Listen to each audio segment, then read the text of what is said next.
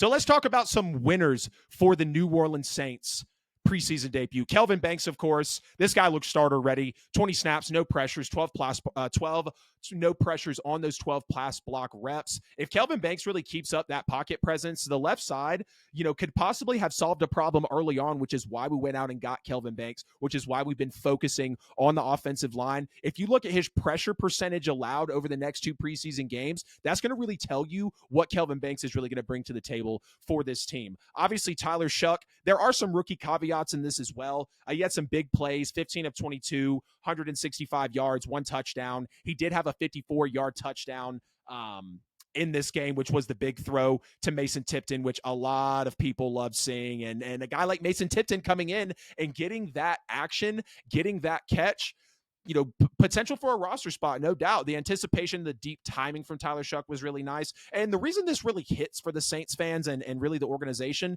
it gives the offense that true vertical threat if we keep buying in on what we saw in that play and what Kellen Moore is probably going to bring to the table for the Saints calling plays, because we're extremely happy about it as fans. But we should take a look at what his potential interception rate and the play action efficiency, kind of how it's going to play out next game. Is he still going to have some of those potential mistakes and, turnover worthy plays, and the play action, which was very high for the Saints? How is that going to work out as well? You got Chris Rumpf II and Fadil Diggs had some real edge depth, kind of a collective winner there.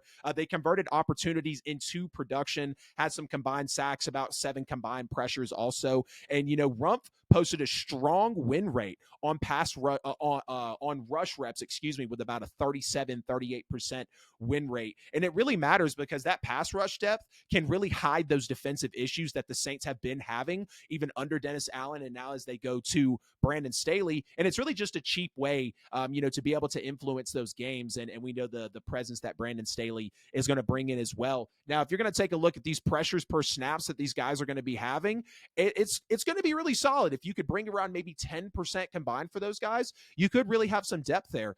Quincy Riley as well played heavy snaps, almost 60%, roughly 1 catch for 2 yards, about 2.5 yards a target when he was thrown out. So he was just really putting the clamps on a lot of the receivers that were out there. And this is a rookie corner that showed reliability and defensive play calling flexibility throughout the entire game. We're going to look at his targets per snap and yards per target trend as we get into the preseason for the Saints. And then just some more collective winners, some depth contributors. We had Torricelli Simpkins III, Kendre Miller, Velus Jones Jr., just real depth contributors, like I said there. Simpkins handled about 97% of the center snaps after Will Clapp's injury, which is a huge blow to the Saints. We'll talk more about that later. And it allowed minimal pressure, right? Like Miller produced tough after yard contacts, Kendre Miller. And we got to see that if Kendre Miller stays healthy, that's really the type of running back that he can be. But it's if he can stay healthy. You had Velus with 73 kick return yards, also some yards after catch as well.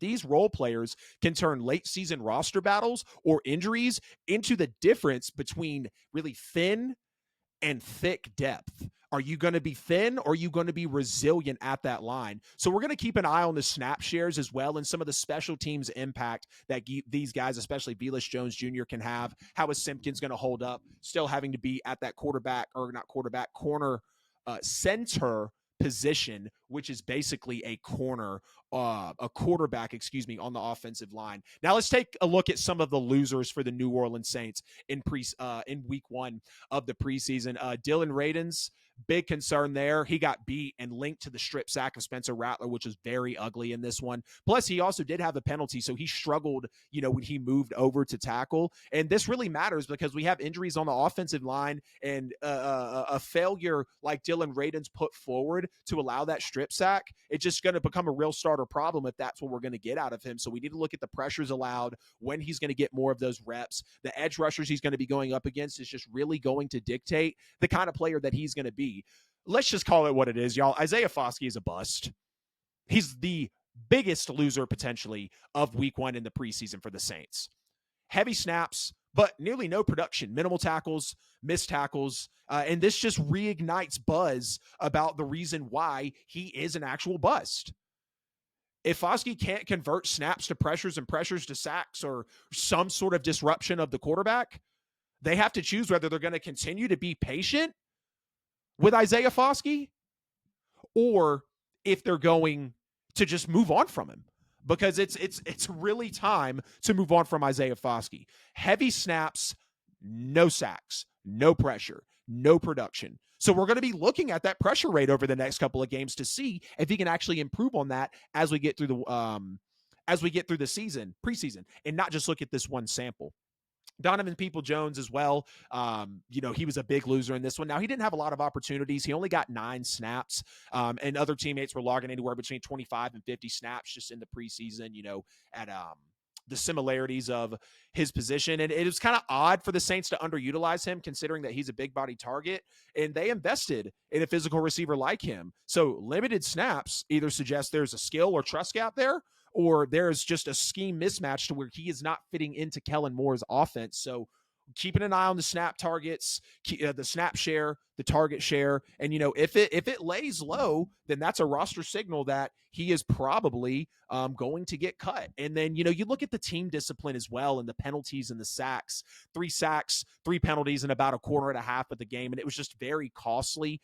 Small discipline fixes like that are really low-hanging fruit that just flips from losses to wins if you can reel it in. So you have to correct that fast. Sacks and penalties as we get through the game, just simple mental mistakes, disciplinary things are going to be need to be honed in for the Saints. Hey, it's AJL here. Appreciate you sticking to the end of the video here on YouTube. You could have chose any other show, but you chose my video, and for that, I'm very grateful. If you haven't already, please make sure to like and subscribe to the channel.